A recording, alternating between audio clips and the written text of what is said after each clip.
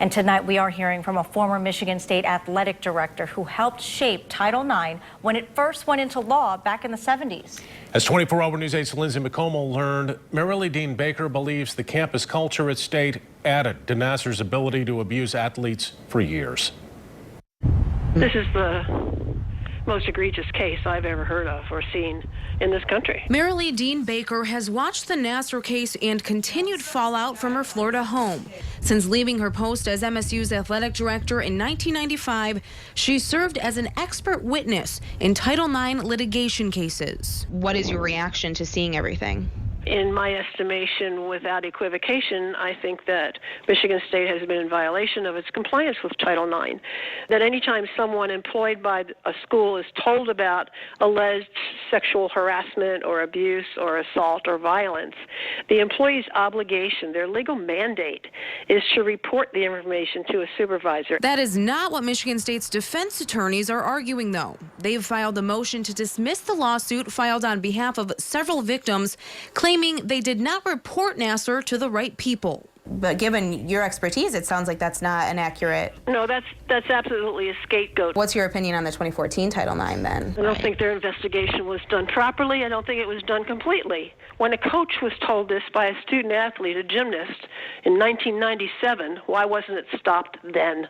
Had I known that you were such close friends, I would have never told her. She put her friendship with you above all the concerns I had. She protected you over me, a child.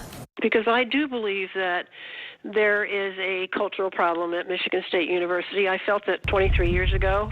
I've seen nothing to change that. And as I look at the unfolding of this particular series of events, I'm convinced that the problems are still there. When Baker moved to East Lansing in 1992, she brought her years of teaching Title IX enforcement with her. Important experience that she said fell on deaf ears. I would venture to guess that the words Title IX were barely ever heard after I left. That was just the attitude. I tried speaking to the Board of Trustees about it numerous times. I tried speaking to the president. There were just a lot of people in those positions that didn't want to hear about it. The only trustee who sat on the board in the 90s and still remains is Vice Chairman Joel Ferguson, who Baker sees as the embodiment of the culture MSU must address, citing his comments on the radio last month. There's so many more things going at the university than just this Nassar thing. Do you really need to hear anything more about the cultural crisis at Michigan State University?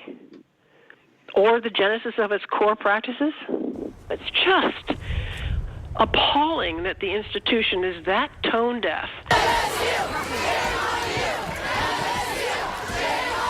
Will you pledge to commit to having a town hall within the next week, all trustees and yourself present? Secondly, will you pledge? No to that one. Okay. Wow. When protection of the brand is more important than protection of its consumers, inevitably there will be a stain on the brand. And I think that's what happened. What has happened at Michigan State.